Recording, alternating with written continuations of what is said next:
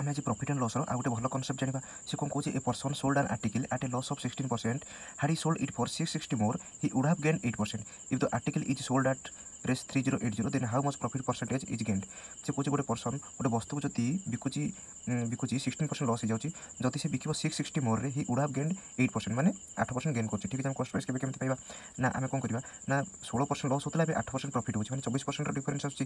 ये 24% डिफरेंस कौन पे आछी ना 660 टका अधिकार बिकिबार तो 24% भैल्यू 660 तो 100% भैल्यू केते 660 × 24 ये गला केते